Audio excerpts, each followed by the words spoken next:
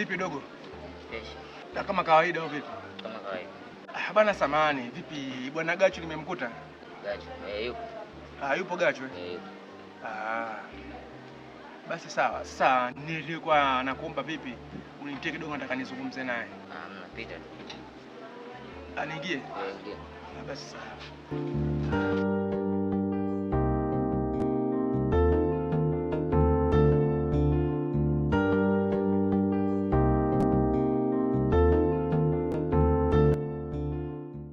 Karibu ndugu yangu bwana. Bwana ndugu yangu asante sana bwana. Hiyo Gachu ndio unakaa hapa kabisa? Hapa ndo kwangu bwana ndugu yangu. Oya mwanangu, umepiga sana hatua sikufiche. Alafu kaangalia mimi naye tulipotoka mpaka unakuja kumiliki nyumba kama hii. Oya, mimi nikupongeza zako sana. Shukrani ndugu yangu. Sawa. Sasa bwana ndugu yangu, mimi nimekuja hapa kwa jambo moja. Maana kila siku mimi nikija hapa mwanangu sikukuti. Na mtole mdogo wako wa kiume. Yaani kimuuliza bwana Gachu uko wapi? Gachu hayupo. Yaani kupiga simu zangu mwanangu sinaita tu. Muda mwingine simu naomba hazipokelewi kabisa. Sasa vipi kuhusu lile swala langu la kazi mwanangu umeishia wapi? Maana ukiangalia ndugu yako maisha yangu uliokuwa nao sasa hivi ni magumu mno kwenye masuala pesa. Sina kazi yoyote. Alafu ukiangalia mimi naye Gachu tumetoka mbali. Mimi naye tumesoma shule hii moja. Tumekaa darasa moja. Sasa ndugu yangu wewe umefanikiwa. Mimi ndugu yako nisifanikiwe nani? Unaona? Mimi naomba ndugu yangu kwanza unipambanie na mimi niwe sehemu nzuri kabisa. Mimi nazalilika sana maisha yangu bwana. Kwanza ndugu yangu kwanza nikwambie kitu kimoja kwanza. Unajua unapokuja hapa nyumbani unikuti ni kutokana tu na changamoto za kazini na chelewa kurudi sometime sipati. Unajua Lakini ile swala lako bwana mimi ninalifanyia kazi. Na hapa tena nashukuru Mwenyezi Mungu bora umekuja hapa kwangu. Yaani hapa nataka nikupigie simu sio ni lini nikuelekeze bwana ndugu yangu. Inabidi twende sehemu fulani kwa mtaalamu kwa kurekebisha ile jambo lako. Ndio. Sasa umekuja hapa. Sasa ninachokuomba ndugu yangu cha kufanya kesho njoo mida ya saa 4 nikupeleke sehemu. Basi sawa ndugu yangu. Mimi nimekuelewa kaka. Mimi kesho saa 4 nitakuwa hapa nitakuja. Basi sawa, haina shida ndugu. Bana mimi nikutakia siku njema. Karibu bwana.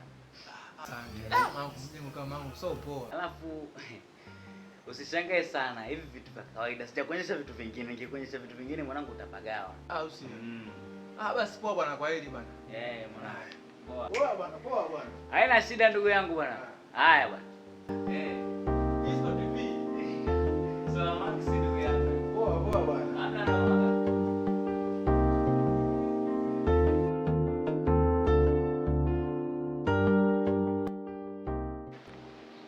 Bwana mganga, yule kijana bwana alikuwa anahitaji mali. Ndio. Magari ya kifahari, wanawake wakali, kama walipokuwa watoto wa mjini bwana wakasemaga spiskali. Viwanja, majumba. Kijana mwenyewe ndio huyo hapo. Masharti yote anayaweza. Na amesema anaweza kufanya chochote kile ili mradi tu maisha yake yabadilike. Kwa mganga, kama jinsi ulivyoweza kunibadilisha mimi maisha yangu, naomba umsikilize kijana na uweze kumsaidia. Jana vipi? Safi mganga, safi. Jana. Unataka pesa, uona magari na majumba? Ndio mganga. Ninachokitaji mimi niwe na pesa nyingi, niwe na nyumba, gari kama alivyosema ndugu yangu hapa. Yaani kiukweli ya maisha ambayo kwa nao sasa hivi aibu sana. Yaani nimechoka kabisa. Kwa hicho ndicho ambacho ninachokihitaji mganga. Ama franga mionga 5. Saliti la kwanza. Unataka tembea na mamako mzazi.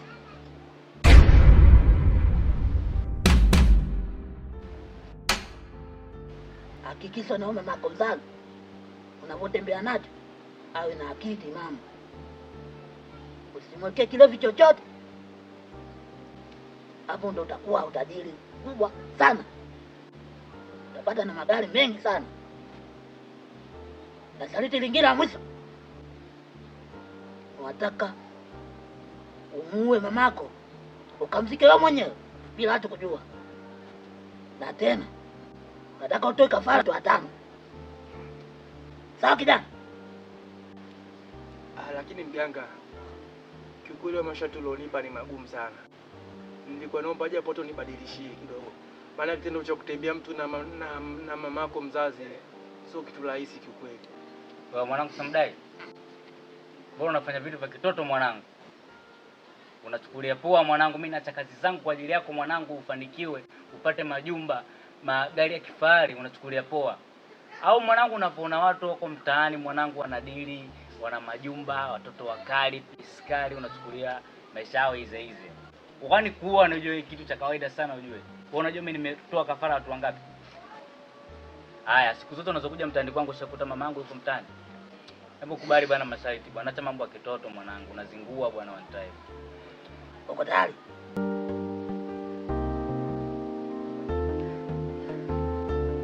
Niko tayari mganga, niko tayari. Ama filango nonga tamu.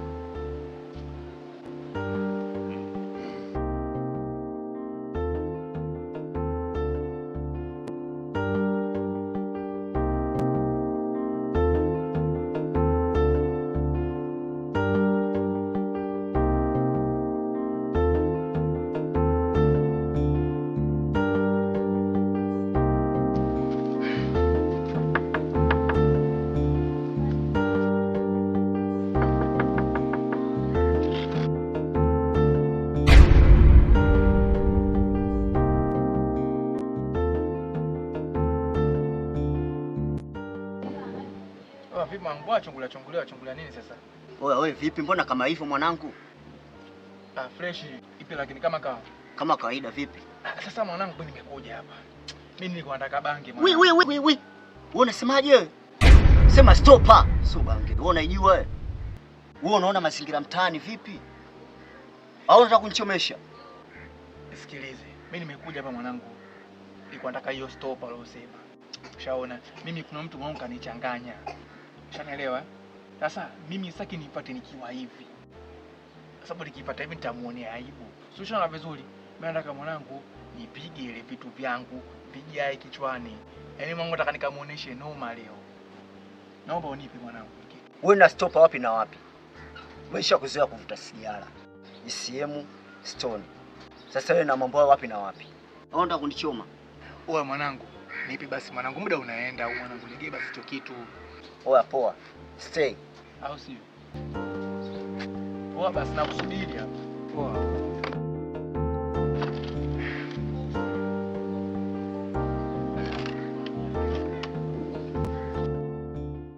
Sasa mwanangu wewe na noma vipi? Yeah. Poa basi. Oya wewe. Unaondokaje sasa? Vipi bwana? Kuna jipya? Hiyo biashara nipe hela yangu babu. Wewe ni biashara hiyo? Nilisahau ndugu yangu. Unajisahau kuna biashara za watu? Hii hapa. Poa basi. Poa na mama.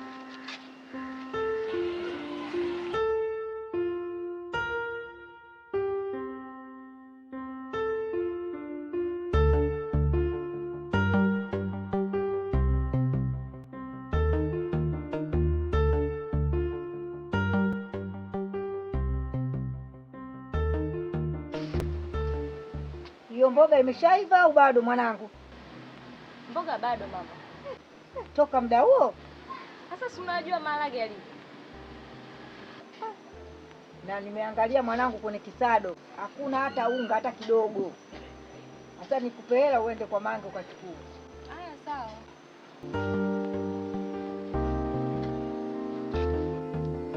Haya nenda, mimi hiyo mboga nitaiangalia. Haya sawa.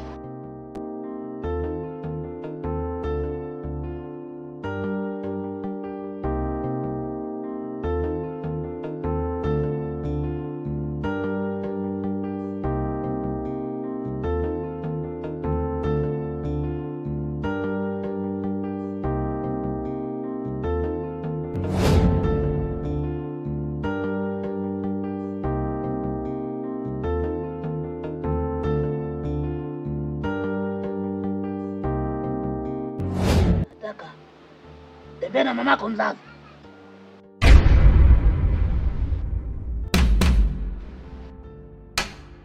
Hakikisha na mamako mzazi unavyotembea nacho awe na akili mama. usimwekee kilevi chochote. Hapo ndo utakuwa utajiri kubwa sana, utapata na magari mengi sana. Na sharti lingine la mwisho, unataka umuue mamako ukamzike wewe mwenyewe.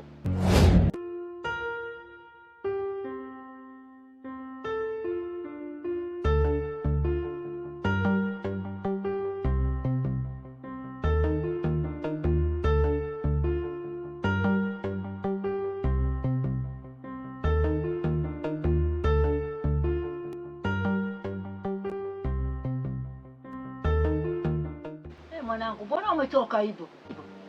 Bi mkubwa, wewe acha tu. Yaani sielewi nje na niuma hatari yani. Mwanangu, nimemtuma dada yako unga sasa hivi dukani hapo. Sasa hivi utakula ugali mwanangu.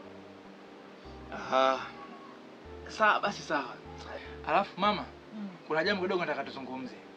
Unajua maisha tunaishi sasa hivi hapa sio mazuri. Ukiangalia kuhusu masuala ya kula, nyumba tunaokaa haifanani kabisa na sisi. Sasa mimi leo nilienda kwa mganga mama. Ushaona? Kwa baada ya kwenda kule mganga naomba kanipa masharti. Masharti gani hayo? Masharti alionegea ni mepesi sana, sikufiche. Yaani kama ndo nitayafanya kwa ufasaha zaidi ya masharti, sisi tunakuwa matajiri. Yeye kaniambiaje? Ukitaka kuwa na pesa kuanzia sasa hivi, itabidi umue mama yako mzazi, kisha utembee naye, alafu muue. Na ukifanya hivyo, mimi nakuwa tajiri mkubwa. Sasa nikasema ngoja kwa nikamfahamisha bi mkubwa. Mimi nesi kabisa kwenye hili hawezi akakataa. Kwa hiyo nimekufuata mama, tunafanyaje? Wewe mtoto, koma. Tena ukome. Siwezi kufanya kitu kama hicho. Huyo mganga wako yeye ana wazazi kama mimi. Atembee nao wazazi wake. Leo wewe uje utembee na mimi. Koma. Sasa bi mkubwa, unachokataa hapo wewe ni nini haswa? Kwa sababu ukiangalia mama, wewe umri wako tayari ushaenda. Sasa hivi una miaka 60 kabisa. Na ukiangalia mzee Faza tayari kashafariki. Wewe unang'ang'ania tu uishi duniani mpaka leo. Wanataka mpaka uzeeke sasa hivi, miguu ijae, tuanze kusumbuana, sisi tukupeleke chooni, sisi tukakogeshe. Ndio unataka hivyo? Eti bibi mkubwa nisikilize. Mimi kwenye hili sitaki masiala. Mimi sasa hivi ninachotaka sasa hivi nitembelee gari, niwe na nyumba nzuri. Utake usitaki bibi mkubwa, hichi kitu unafanya. Sijui umenielewa, sijui. Nisikilize. Kitu kama hicho kwangu hakuna hata siku moja. Tena watu enda azimu wako. Ukijaribu kufanya kitu kama hichi, sitokusamehe hapa mpaka kesho haera. Mshenzi mkubwa wewe. Ni mkubwa. Nisikilize. Utanisamehe kwenye hili. Sijui umenielewa vizuri. Maniani! Maniani! Maniani!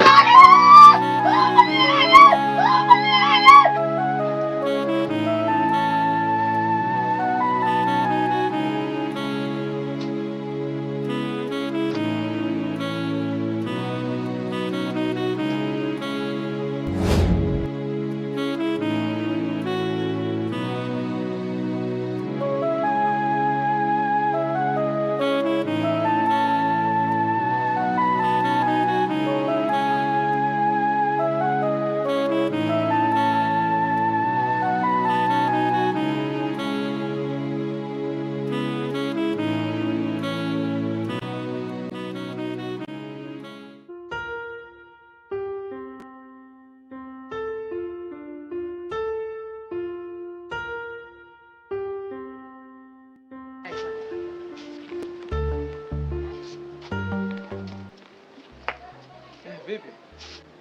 Yaani hapa hata sielewi. Yaani nimechanganyikiwa kabisa kwa sababu kutoka saa 7 mama simuone. Nimerudi hapa, alinituma unga. Nimerudi nimepika ugali, maharage yameiva. Mpaka saizi haonekani. Na ndani simu ipo. Sasa sijui kaelekea wapi. Na nimeenda chini kule sijampata. Ni wapi? Vipi? Sehemu nyingine tunamjaribu kumwangalia yupo. Nimeenda kule mama bonge yule sijamuona. Sasa hizi sijui nielekee wapi. Hapa sawa. Sasa hapo tafanya kitu kimoja. Wewe kama angalie kwanza hivi. Afu mimi tena bondeni pale kwa Makedagaba naenda kumcheki. Sawa basi ngoja niende. Basi sawa. Ile basi kama mimi kama angalia na huko basi. Aya, basi utafunga mlango. Sasa mimi nitafunga, wewe nenda basi. Basi.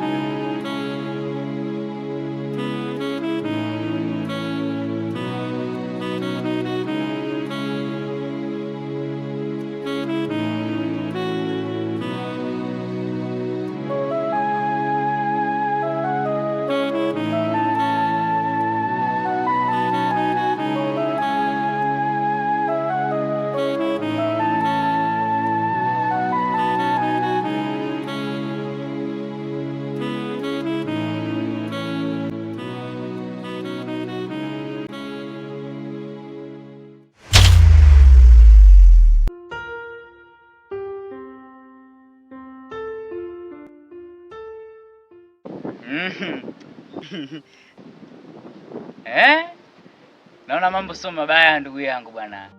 Samdai. Sasa huo ndo Samdai yenyewe sasa anahitajika ndugu yangu.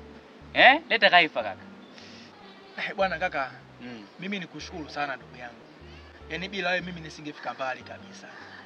Yaani mpaka kupendeza hivi. Huyu ni wewe. Na wewe ndo umenisaidia Kabisa. Sasa mimi nimekuja hapa ndugu yangu kwa jambo moja. Ndio. Ile kafara imekuwa mimi Italia nishaimaliza. Na nishafuata taratibu zote. Lakini cha ajabu ni pesa ninayopata sasa hivi ni ndogo sana. Si ile ambayo nilikuwa mimi nahitaji. Sasa hichi kitu nikasija kielewa vizuri. Nikasema ngoja kwa nikufuate ndugu yangu kwanza unielekeze. Iko vipi? Labda nikwambie kitu kimoja ndugu yangu. Wewe siku ile utakuwa kumuelewa mganga vizuri. Mganga alikupa masharti mawili. Sharti la kwanza, utembee na mama yako mzazi kisha umuue ukamfikie mwenyewe. Sharti la pili, akakuambia wewe utoe kafara watu 5. Kutoa kafara kwa mama yako haimaanishi kwamba ndo utapata utajiri mkubwa. Hapana, utapata tu hela za kubadilishia mboga, watoto wazuri na mambo mengine ya kawaida. Ukishatimiza kafara ya pili kutoa watu 5, I swear to God nakwambia, lazima uwe tajiri mkubwa sana hapa Dar es Salaam. Hapo sasa hapo nimekuelewa ndugu yangu. Maana nilichanganyikiwa kidogo kiukweli. Alafu kingine mimi sasa hivi ndugu yangu nataka nitafute nyumba. Ndio. Ya kukaa. Maana yale mazingira ninayoishi sasa hivi hayafanani na mimi kabisa. Lakini kuna mtu ambaye ilipaka za kutafuta kiwanja, lakini naona mpaka dakika hii pia ipo kimya. Sasa hamna mtu ambaye labda unamfahamu kama anauza kiwanja au nyumba? Mimi nikupongeze kitu kimoja ndugu yangu. Wewe ni tofauti na vijana wengine. Maana kuna vijana sasa hivi wakipata hela wanaingia kwenye starehe, kuvutavuta yani hawaeleweki. Mimi pale nyumbani kwangu mimi nimetoka pale. Pale nishatoka. Na tunapoongea hivi hapa, pale nimemwacha dalali kwa muda wote kina happen pale na pauza. Bora niuza shilingi ngapi ndugu yangu? Kutoka nawe Samdai ndugu yangu wewe, pale mimi unilipe shilingi milioni 23. Milioni 23. Basi sawa, hamna shida. Mimi nitakupa milioni 23. Inabidi kwanza mimi nielekea nyumbani hivi. Ndio. Alafu baadaye nitakuja hapa. Maana kuna mchakato ambao unafuatilia kwa sababu nimeagiza gari nje. Nataka nifuatilie pia mchakato huo. Kwa hiyo nitakaporudi mimi nitapitia basi kwako kuletea kiasi cha pesa. Basi sawa, haina shaka ndugu yangu. Ukifika hapo utanigusa fresh. Da basi poa ndugu yangu bana. Poa kaka. Poa pamoja. Haya bana.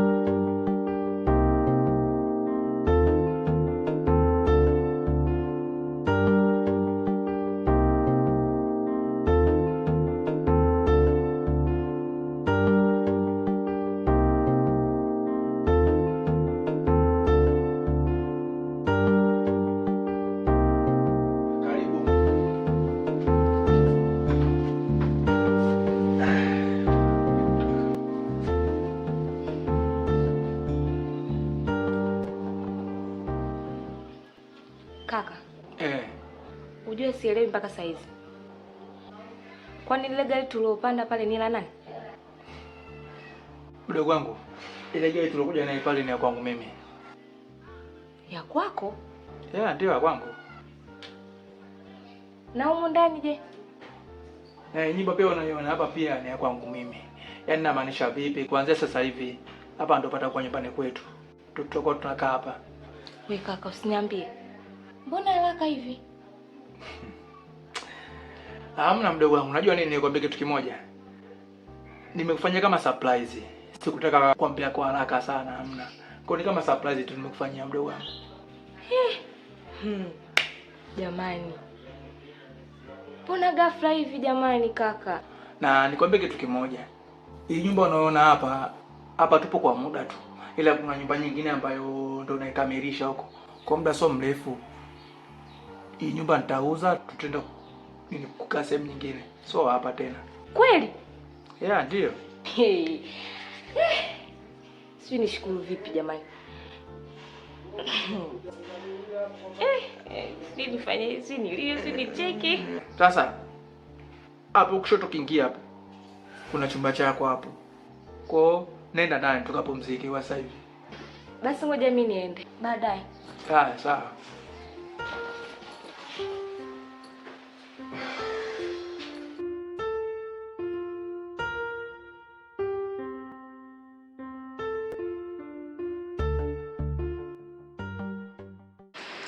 Vipi ndugu yangu? Safi kabisa, karibu bwana. Asante. Mwanangu nimeulizia sana samdai. Nikamwambia naishi hapa mwanangu, ila sijaelewa. Ni kweli au? Ndugu yangu. Hapa napoona hapa ndo nyumbani kwangu na yoga yule una njia hapo pia ni kwangu vile vile. Kwa karibu sana. Asante ndugu yangu.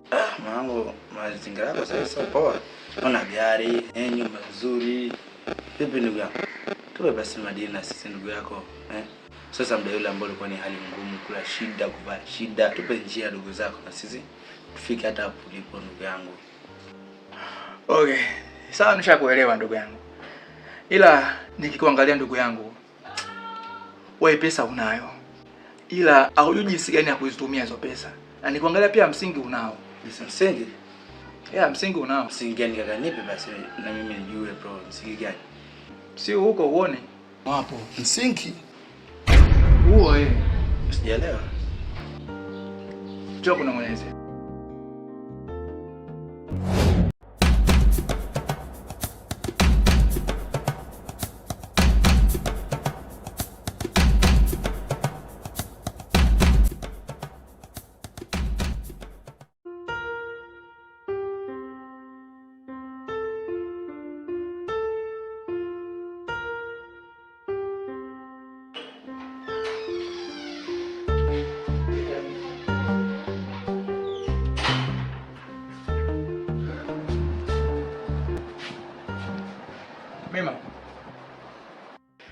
Vipi Mima mdogo wangu?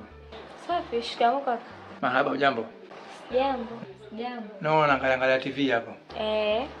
Jambo. Sasa mpenzi. Yule pale mdogo wangu anaitwa Mima. Mima mambo. Poa mzima? Mzima. Mima, huu wifi yako wewe. Kumbe wifi. Sasa sisi tupo ndani basi hapo. Haya sawa. Mimi nipo hapa. Haya basi.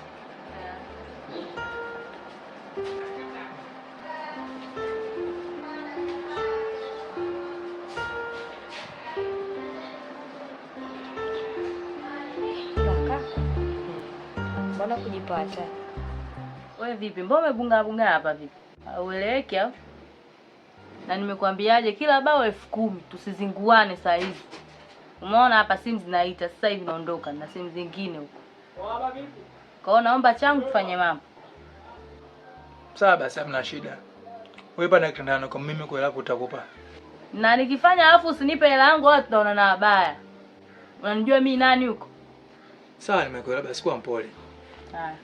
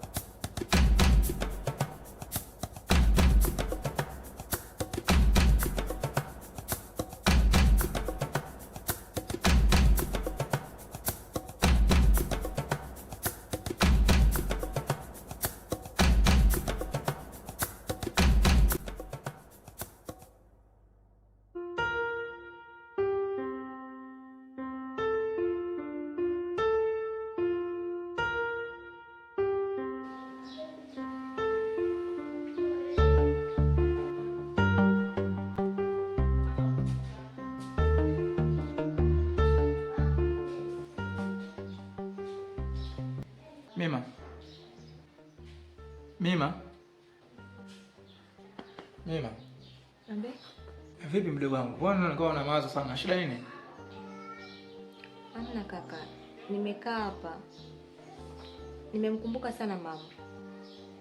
Yaani nawaza huko aliko sijui anaendeleaje. Maana mpaka leo hatujamuona. Nilikuwa nafikiria angekuwepo humu ndani, tungekuwa tuna furaha. Sasa sijui mama wangu kama anakula nini au analala wapi. Sasa mdogo wangu nisikize basi nikwambie kitu kimoja. Usiwaze sana kiasi hicho. Kikubwa ni kumomba Mwenyezi Mungu tu. Anrudishe mama akiwa salama na akiwa mzima kabisa. Kwa sababu hatujui ipo kwenye hali gani. Kwa hiyo usiwaze sana mdogo wangu, unaweza kutafuta malazi sasa hivi. Sawa? Basi sawa kaka. Okay, sasa mimi nielekea kazini hivi. Baadaye basi. Haya, kazi njema. Haya, kweli. Haya, bye.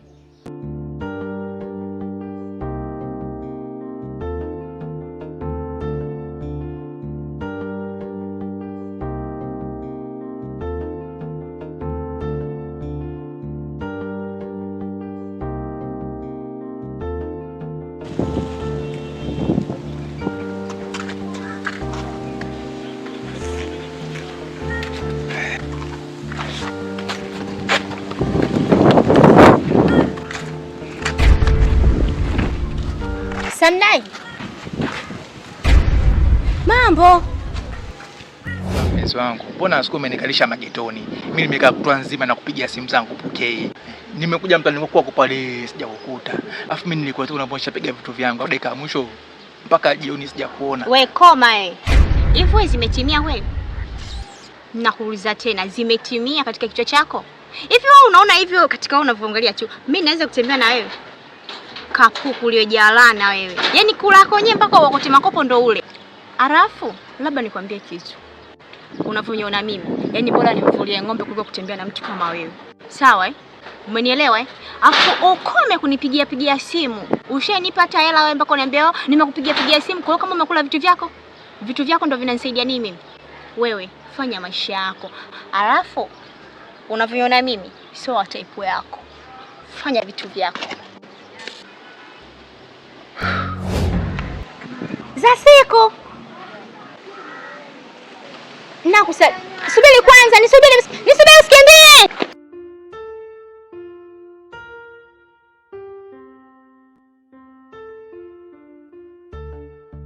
Sasa wewe ndio tabia gani ile ambayo ulionyesha kule? Yaani unaweza kunikimbiza kama vile watoto wadogo, yaani kutia naibu ndio nini sasa?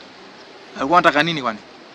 Naomba unisamee kwa sababu nimeukimbiza barabarani kama mtu ambaye yaani kuna kitu umekifanya kwa sababu nilikuwa nakupiga mikelele. Naomba unisamee na kuomba. Okay, sasa nishakusamea. Ulikuwa unataka nini? Unajua mimi kuna vitu navisikia mtaani kwamba sasa hivi umejipata una gari, una hela, una nyumba. Kwa hiyo kuna vitu nilikuwa nataka tukazungumze nyumbani kwako.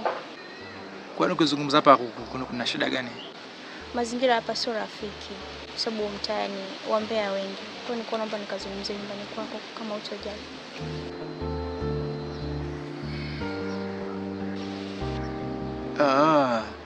Okay, basi sawa, twende.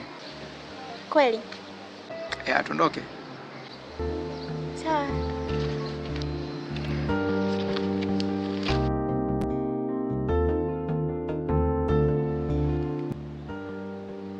Karibu sana. Asante. Samdai kwenda wakapa. Ya, hapa ndo napoishi sasa hivi. Pazuri. Ni kawaida kwa sababu nimeanza kujikiza muda mrefu sana. Mpaka nafikia hatua kama hii, kujenga nyumba kama hivi. Ni refu sana, sikufichi. Nimepambana sana hapa. Pazuri sana. Vipi, ulikuwa unasemaje? Unajua kule dukani nilikwambia nina maongezi na wewe. Unajua kipindi kile nilikuuzi. Na mimi ni binadamu. Kwa hiyo nimekuja ili unisamehe. Mimi bwana niko nishakusamehe sana muda mrefu. Alafu hicho kitendo cha kunomba samani kila wakati inakuwa sio vizuri. Sisi ni binadamu. Kwa hiyo mimi nishakusamehe. Usiwaze kabisa kwenye hili. Sawa. Sasa nilikuwa naomba au niombe kwamba kuna kitu nilikuwa nataka kutoka kwako. Kitu gani?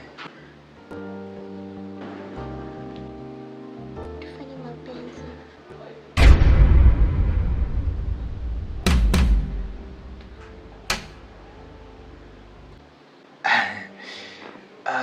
Kumbe.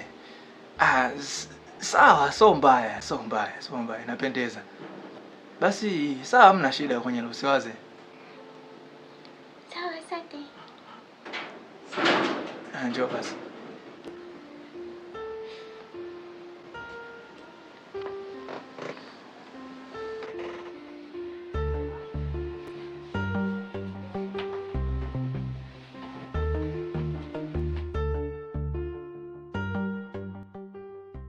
Niambie.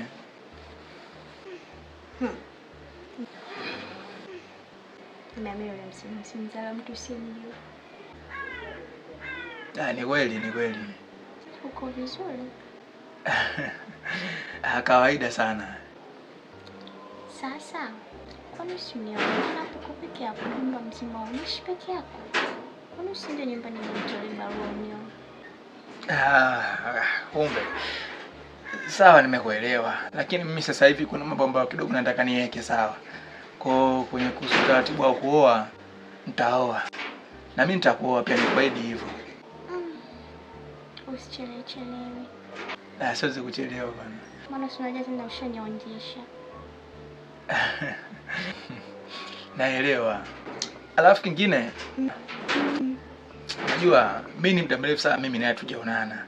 Kwa kuna surprise ambayo nimeiandaa kwa ajili yako. Surprise tena? Yeah. Sawa. Sasa basi, nilikuwa naomba ufumbe macho ili nikuonyeshe surprise. Maana surprise ni nzuri sana. Ila cha kuzingatia kitu kimoja. Usije ukafumbua macho. Ukaja kufumbua tu, basi mimi nitashindwa kwenye hili.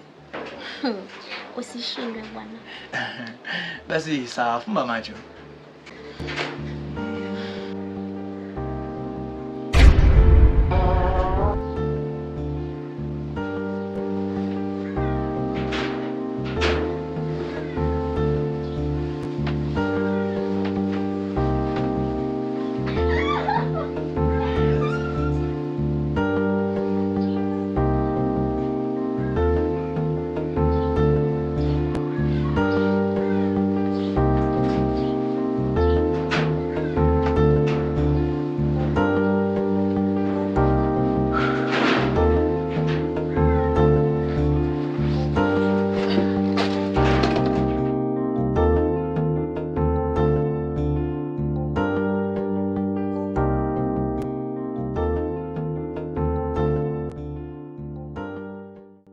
Dada, mambo? Poa. Vipi, mzima? Mzima, za wewe? Safi kabisa. Jina lako nani? Mimi naitwa Zulfa. Okay, jina lako zuri sana. Wewe ni mwenyeji sana mitai eh? Mimi mitai ni mwenyeji, lakini sio mwenyeji sana, kidogo tu. Okay. Ila dadangu, samahani. Unajua wakati tunatokea hivi nimekuangalia, kiukweli umependeza sana, nipe hongera zako. Pili, wewe ni mwanamke mrembo sana.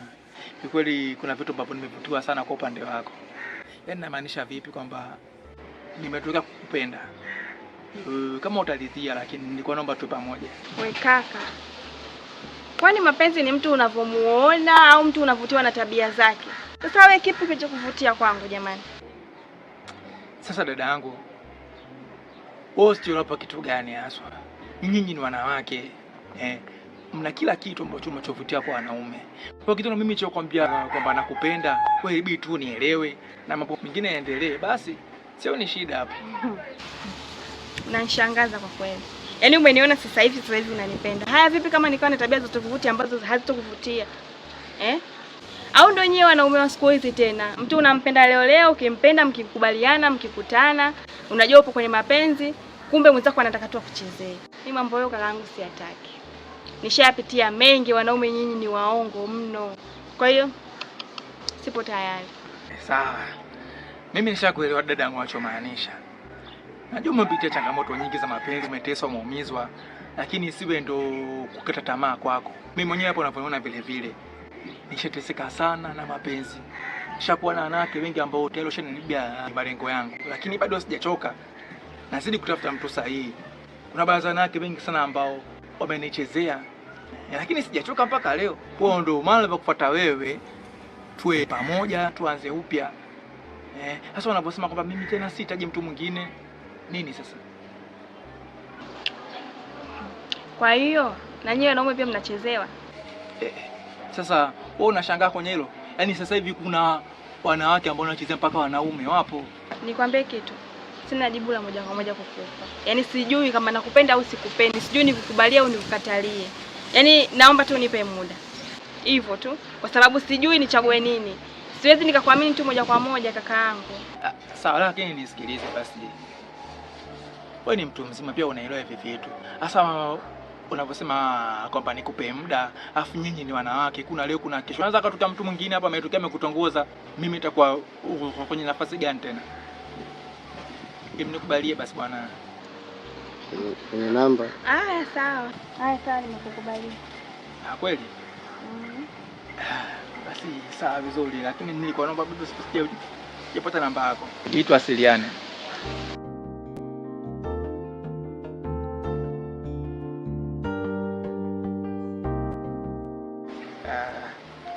Basi asante. Asante na wewe. Lakini samahani kidogo. Vipi, ulikuwa unaelekea wapi? Mimi naenda hivi bondeni kule. Unaishi huko, si ndio? Okay, mimi kuna gari yangu ambayo nimeipaki juu hapo. Kama utapenda, lakini kupe basi hata lift hata nyumbani kwenu. Gari? Kuna gari yangu ambayo iko juu hapo. Sawa, nipe lift. Sasa tuondoke.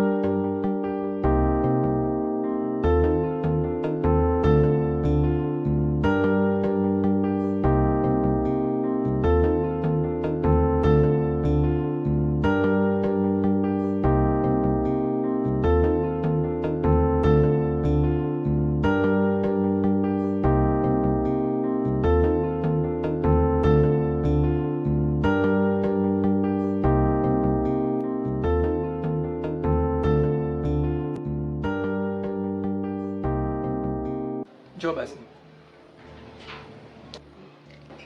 Hapa panatosha. Njoo kaa basi hata hapa. Unaogopa kitu gani? Amna, usijali, mimi nipo sawa tu, hapa panatosha tu. Mimi nishajua hata unachokupa wewe ni kitu gani. Kutokana na nini maumivu ambayo uliwapitia. Unaona mimi kavi na mimi ndio kufanyia vile vile. Lakini nataka nikwambie kitu kimoja. So kila mwanaume anakuwa iko hivyo. Hapana, tupo wachache sana ambao ndio wenye tabia kama hizo. Kwa mimi sina nia mbaya na wewe. Na wala sina nia mbaya wewe na pia ya kuchezea kabisa. Sawa shana vizuri. Njoo basi. Kweli unachokisema ni sahihi kabisa. Kiukweli mimi naogopa kwa sasa. Sitaki tena nipate mwanaume afu tena aje aichezee hisia zangu. Nimepitia maumivu makali sana, kwa hiyo sitaki tena kidurudie. Alafu kitu kingine, kwa nini unaharakisha hivyo? Basi sawa, nisikilize. Kama na mimi ndo wale kama wengine wanafanisha na watu wako sina manaki. Basi sawa. Ondoka kwenu, basi ondoka. Jamani. Sasa jamani nini? Basi sawa, njoo. Kama unaona mimi ndo wale basi nenda kwenu. Unaogopa kitu gani? Njoo bwana. Sawa basi. Sawa, njoo.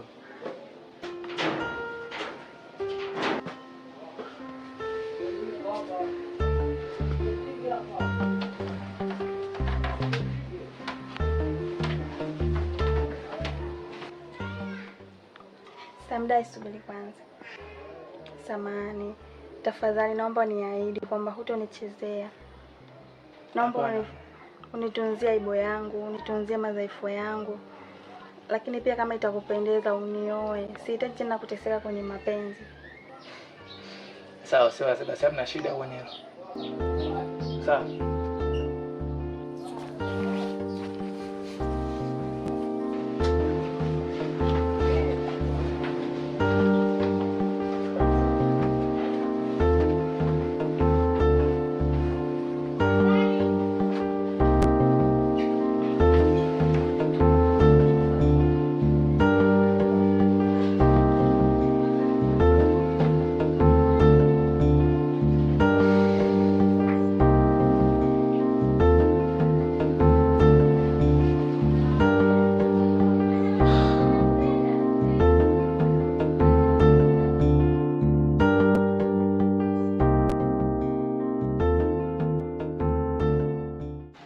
Jomba. Naona sasa hivi maisha mazuri sana yani. Maka ulivyonipigia simu pale. Nakuja sikutegemea kama nitakukuta una usafiri sasa hivi. Safi sana yani. Ndio kama hivyo maisha ndio yanatakiwa kama hivyo. Kabisa mjomba kabisa. Alhamdulillah. Hapa kweli dada yangu amezaa. Hapa amepata. Jomba. Safi sana yani. Mjomba, nimekuja kukusikiliza. Sasa bana mjomba, bwana mimi nimekuita hapa. Kwa sababu ukiangalia tumempoteza mama muda mrefu sana. Ndio. Ushaona, lakini hatujui mpaka dakika hii wapi alipo. Ushaona. Sasa nikasema huyu mjomba wangu alibakia na mazingira ambayo anakaa pale nyumbani sio mazuri kabisa. Nikasema ngoja nimtafutie mjomba kiwanja naye apate sehemu yake ya kukaa na nyumba. Yaani hivi ninavyosema mjomba, kuna kiwanja ambacho nimekununulia. Nimekuita hapa sasa hivi uje nikupeleke ukakione. Yaani imekuwa kama surprise hiyo kwako. Safi sana yani. Hata miaka mingi hatujaonana. Kabisa mjomba. Kwa ndo hivyo. Alhamdulillah. Haya twende, mimi niko tayari. Okay basi tuelekee. Haya twende. Sawa. Jomba wewe.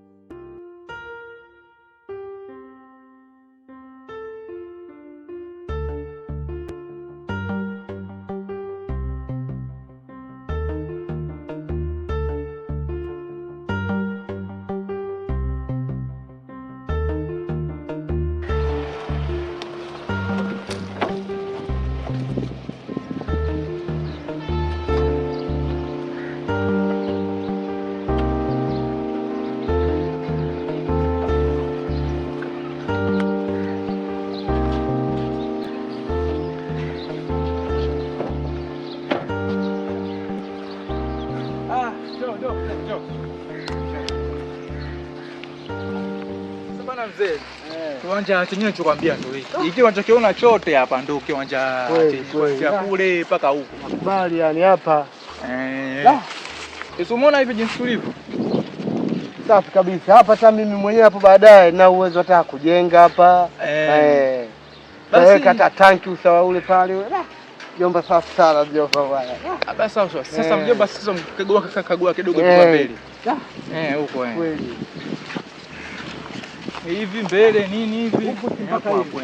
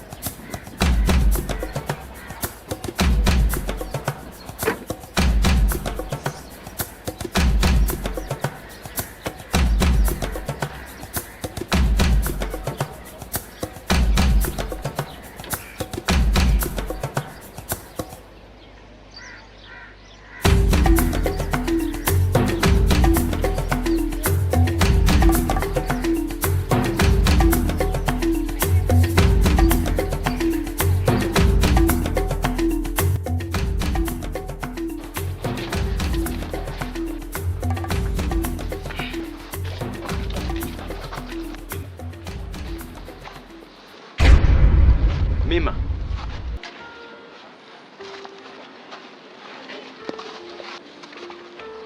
Momo. Wow.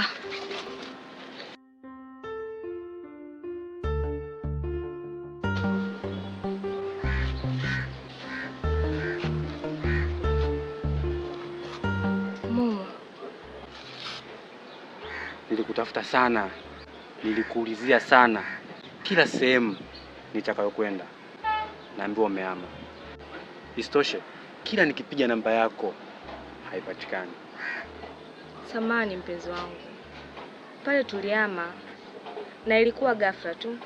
Kakaangu amenunua nyumba sehemu nyingine. Kwa nilishindwa hata jinsi ya kukupa taarifa.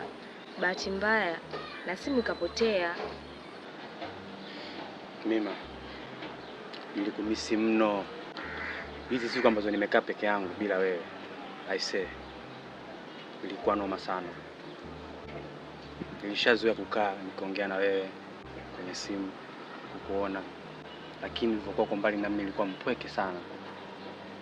Nimekumisi sana. Mimi mwenyewe nimekumisi sana. Unaelekea wapi sasa? Mimi naelekea hapo chini. Basi kama utojali nilikuwa nataka nikuoneshe ninapoishi sasa. Sawa, hamna shida. Haya sawa.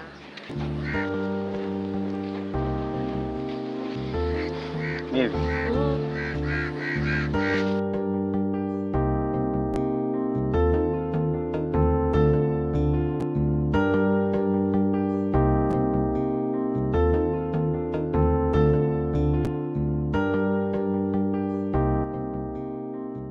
Poa vipi mwanangu? Fresh mwanangu. Chawi nini? Mbona hapa mwanangu? Afile. Kwanza pole kwa usumbufu, nimekusumbua, nimekutoa ndani hapa. Kabisa mwanangu. Mwanangu nimekuja hapa mwanangu ile. Na mwana mchumba wewe. Sawa na mwana. Mwanangu mimi nimekuja sasa.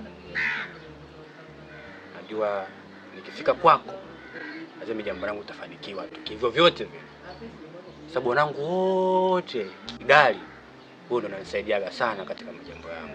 Unaelewa mwenyewe kabisa. Mwanangu mimi na mwezi miwili kichupa kimejaa.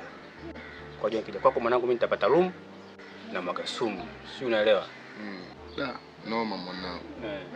Nikwambie kitu kimoja askari wangu. Yaani umeona leo mazingira yako kwa sababu umeona kuna mvua nini kama umotoke na mamtosi. Ndio. Yaani issue kwa moja, mimi na mpenzi uko ndani. Umeona yaani issue harakati hizo zimegongana kwa kweli, si unajua? Kwa hapa siwezi kubless chochote. Au sio? Kuonyesha feli yani. Amefeli yani mwanangu. Ila mimi sikupingi wala nini demu. Basi poa, ina noma mwanangu. Basi poa mzee, no no. Pole kwa usumbufu. Asamano swali. Poa.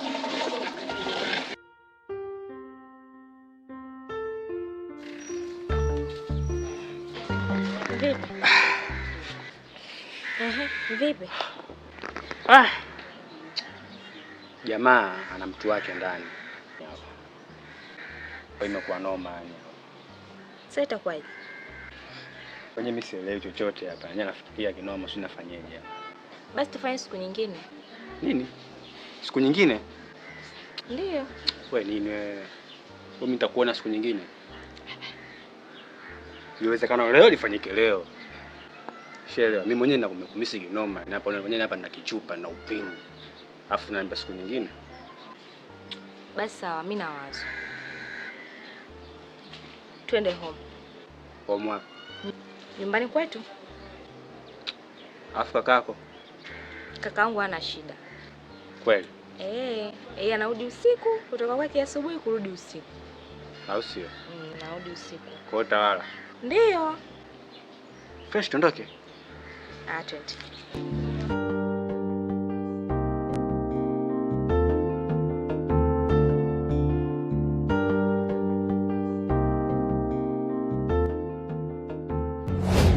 Sasa mimi nataka niseve sasa. Unajua muda umeenda mchana tena. Toka asubuhi niko hapa. Wewe naye. Sasa kwa nini unaondoka saa hizi? Mimi si nimekwambia ondoka jioni. Sasa akija wewe unaniliu kakako. Wewe naamini mimi arudi saa hizi. Muda wake wa kurudi mimi naujua mpaka usiku. Sasa unataka kuwahi saa hizi unaenda kumwahi nani? Kwa nataka nibaki mpaka jioni, si ndio? Ndio. Au hujanimisi? Nakumisi, sema ndio hivyo, muda ndo mali. Basi baki. Alafu akitukuta au sifanye chochote, niamini mimi. Kweli? Ndio. Shauri yangu mwenyewe, kama nataka niondoke sana kama staki hivi. Unajua.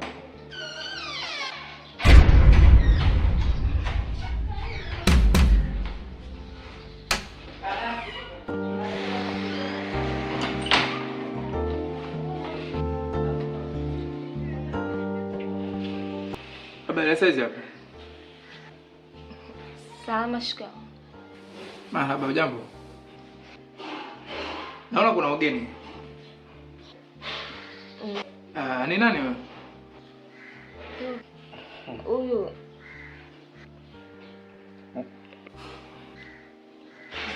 Mpenzi wangu. Bwana shemeji. Vipi bwana, kwema? Kwema shoo. Marhaba, hujambo wewe? Jambo. Sasa Mima. Sasa mbona mgeni anakuja afu hajanipa taarifa yote? Ndio tabia gani sasa hii? Nilijua nitakusumbua. Hamna bwana mdogo wangu. Yaani kitu ambacho utataka wewe niambie hapa nyumbani. Bwana kuna mgeni au kuna moja mbili tatu. Sawa? Usiogope kuniambia.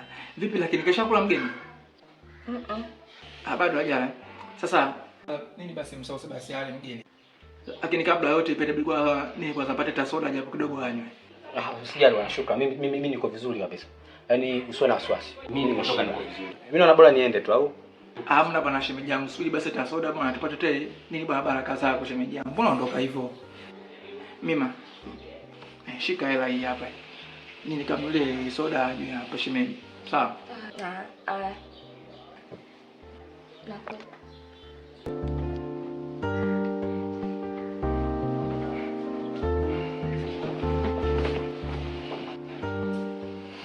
Bwana shemeji, vipi bwana? Shemeji.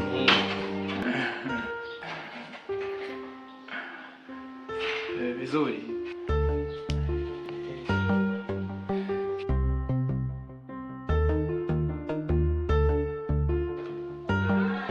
Wajifaidia kwa jirani faida.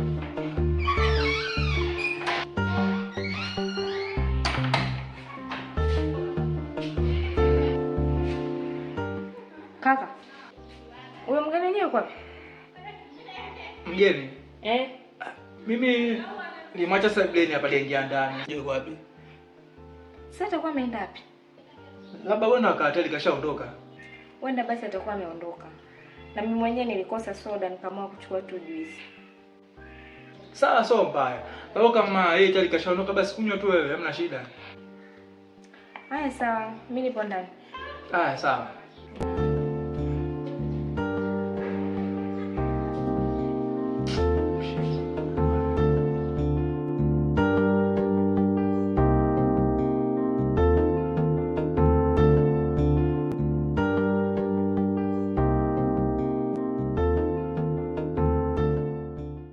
Vipi ndugu yangu Samdai? Fresh kabisa. Kwema? Kwema. Sema sasa hivi tangia upate gari ndugu yangu. Yaani umetususa maskani. Hamna ndugu yangu. Unajua nini? Mimi muda mwingine kwa gari na mambo mengi sana. Ndio maana kwa nashindwa hata muda kuja pale maskani kuja kuwatembelea. Haina noma ndugu yangu. Ila inatokea utenge muda basi hata nusu saa au lisali moja basi uje kututembelea. Vipi lakini kuna mpya gani? Bwana, juzi kati hapa tulipata na majanga. Kuna ndugu yetu fulani hivi anaitwa Juma yule. Yaani inasemekana yule kapotea. Alafu wamemkuta huko Mafia. Anasema alikuwa na demo ndani. Mimi inawezekana yule demo moja kwa moja atakuwa ni jini. Maana walivyomkuta huko hapa ana bonge la shimo. Figo, maini, kila kitu ametoa. Bwana, inalilahi inaelewa Juma.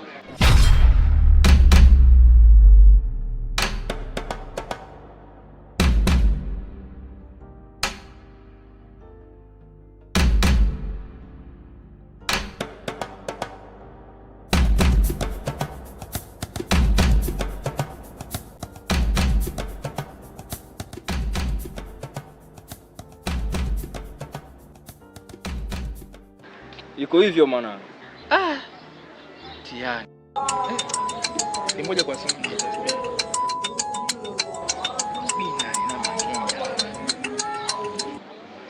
Halo. Halo. Nani bangeni? Ni mimi hapa mjomba wako Msovieti. Mjomba Msovieti? Iko na maana hujafa mpaka leo? Ulijua utaniua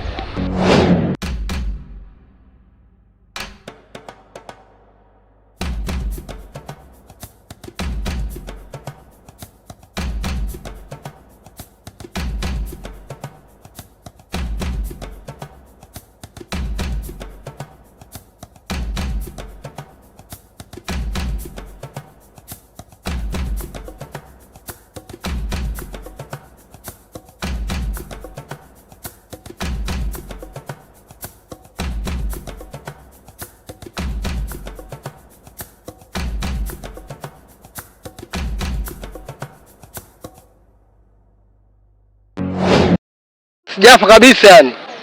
Afu sikutegemea kabisa mjomba wewe kuwa hivyo. Yaani una mbaya sana. Yaani jinsi ulivyo. Wewe unataka kuniua mimi wewe. Sasa mimi sijafa. Ninavyokuambia hivi. Mimi nipo hai na atakayeniua mimi ni Mwenyezi Mungu. Hiyo sasa nakwambia. Ili swala mimi lazima nilifikisha hata polisi ya. Nyuma nielewa. Mimi nakwenda kukushtaki yani. Kwa sababu naonyesha hata huyu dada yangu upoteaji wake ni wewe. Hakuna kitu kingine, ni wewe tu. Na lazima tukushtaki. Halo. Halo mjomba.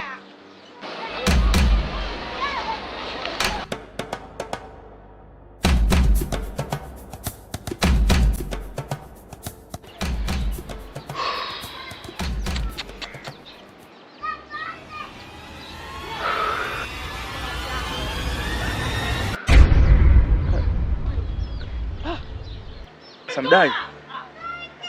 Kwani wewe muuaji? Kwani kile ulichozungumza hapa chote na maana umekisikia, si ndio? Ndio nimesikia. Yaani nimesikia habari za kufa tu hapa.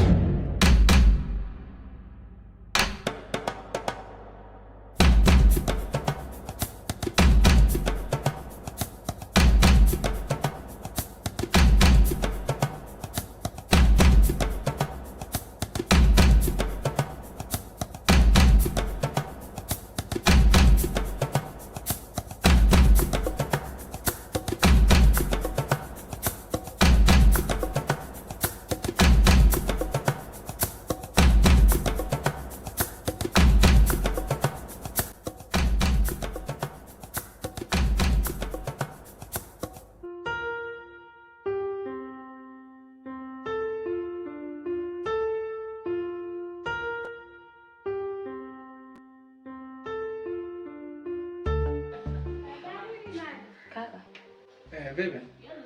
Safi. Za asubuhi. Salama, tumemkaje? Salama sijui. Safi. Shikamoo. Marhaba, jambo? Sijambo. Hapa nimepigiwa simu. Nimepewa taarifa za msiba. Msiba? Nani tena? Mjomba. Mjomba? Mjomba Msoveti? Inna lillahi wa inna ilaihi rajiun. Ilikuwaje? Alikuwa ameenda kuangalia mpira, kwa hiyo amedondoka njiani. Kwa sasa vipi kuhusu ratiba za mazishi? Mimi hapa sina taarifa yoyote. Nataka nijiandae niende huko ndo nitajua ratiba inaendaje. Basi sawa. Wewe jiandae hapo ni tuingie kwenye gari tuondoke, sawa?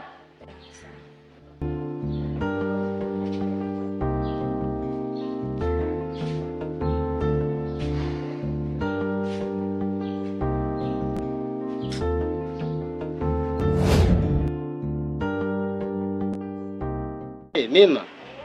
Za masiku. Salama. Wema kabisa. Kwema sijui wewe. Salama. Jamani, mbona mmeadimika sasa hivi muonekani jamani sioni? Sisi mbona tupo? Wewe tu ndo umeadimika. Yaani uonekani kabisa. Kweli? Hatuonani lakini wenyewe ndo wasimuoni kabisa kwa sababu hata pale yenyewe mmehama.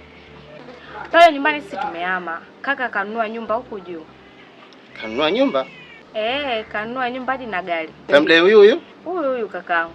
Acha bwana wewe. Samdai yani mimi nilijua tu kwamba ni katika familia yenu nyinyi. Yaani ya matajiri. Na Samdai mimi nilijua tu kitambo tu kwamba Samdai ipo siku atatoboa huyu. Na mama naye vipi? Maana muda mrefu sijamuona. Nipita muda kidogo. Kiukweli mama amepotea. Amepotea? Ndiyo, mama amepotea. Na tumejaribu kumtafuta sehemu nyingi. Haonekani. Saizi ni wiki ya 3 hii. Tumeenda polisi. Wamesema wanafanya uchunguzi na mpaka sasa hivi hawajatupa majibu. Yaani hata sielewi, hatujui kama uko aliko mzima au amekufa. Mima, mama kapotea. Kapoteaje hivi? Mimi mwenyewe hata sielewi, nimechanganyikiwa mpaka dakika hii. Na mara ya mwisho nimeondoka nyumbani nimemwacha. Narudi sikumkuta. Ndo mpaka leo hii. Anujue Mima, hizi changamoto za kupotea watu zimekuwa nyingi sana sasa hivi hapa mjini. Na mimi mwenyewe yani na mtoto wa shangazi yangu alipotea wiki 2 zilizopita nyuma. Lakini tukaenda hadi polisi, tukapata mafanikio yoyote kabisa. Basi tubidi tuangalie upande wa pili. Tukampata shehe mmoja msikiti mweupe hapo, tukaenda tukamwelezea, basi akatusaidia na ndipo tukafanikiwa. Na pia kama wewe unahitaji hizo namba zake za shehe, naweza kukupatia na mimi nitakusaidia naye pia. Basi sawa, naomba nipatie hizo namba. Nitashukuru sana.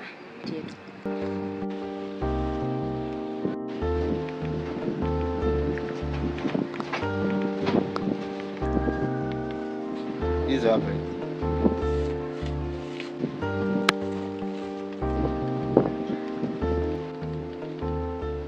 Asante. Sawa Mima bwana, lakini nimemisi sana, nimemisi wewe. Haya bwana, ngoja mimi niende. Tutaonana baadaye. Haya sawa. Basi sawa. Haya.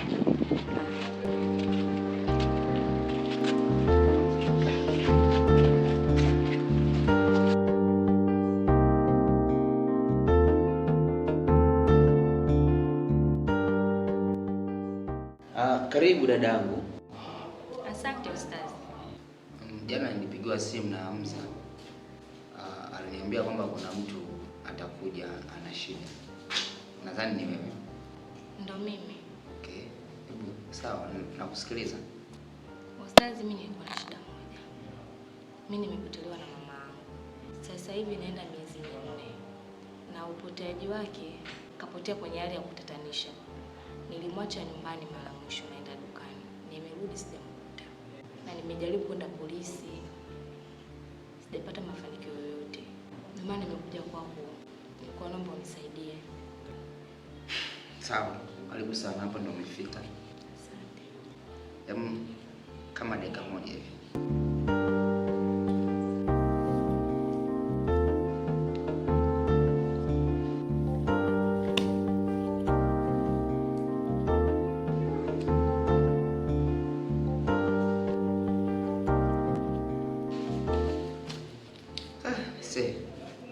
Pole sana. Una kifua cha kuhifadhi maneno, maana haya ni mazito ndio unauma. Mimi kifua ninacho ndio maana nimekuja hapa. Sawa. Usiogope, lakini ni kawaida ya wanadamu tulivyo. Umesema mama yako amepotea? Ndio. Mama yako hajapotea. Mpaka sasa hivi mama yako ni amefariki? Yeah, amekufa. Muuaji wa mama yako ni kaka yako. Kaka yangu? Yeye amehusika na mauaji wa mama yako. Kivipi? Sawa, swali zuri sana. Kaka yako alikuwa na tamaa ya kutaka kuwa tajiri. Hivyo basi akaenda kwa mganga ili apate utajiri. Masharti aliyopewa kule ni haya kama ifuatavyo. Kwanza aliambiwa alale na mamako. Baada ya hapo amzike, then amuue, asimuone mtu yoyote. Mpaka sasa tunaongea mimi na wewe, kashafanya hivyo mpaka saa hizi. Lakini pia akapewa masharti mengine, atoe kafara watu 5. Watu 5? Sawa. Mpaka saa hizi kashafanikisha watu 4. Kabaki huyu mmoja ili atimize malengo yake. Kuwa makini. Huyo mmoja sije ikawa ni wewe. Mimi? Yeah, of course. Cha kufanya ili kuepukana na hii dhahama, unatakiwa ukae naye mbali.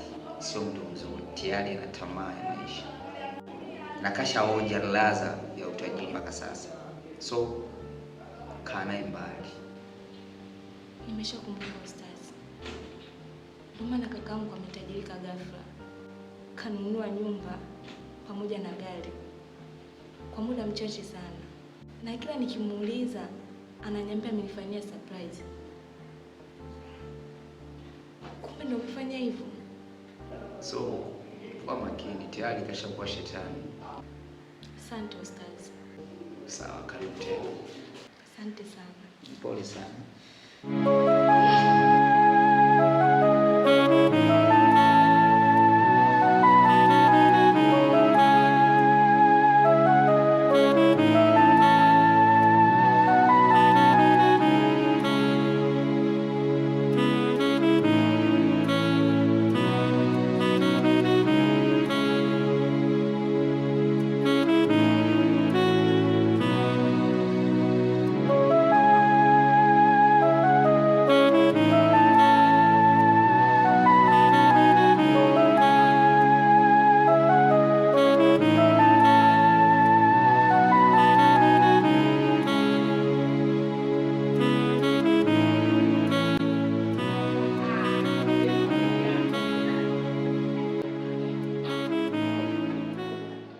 Kaka.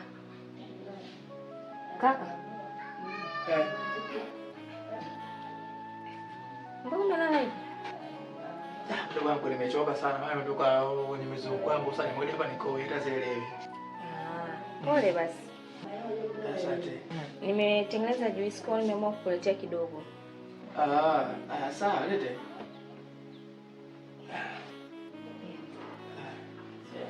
Asante.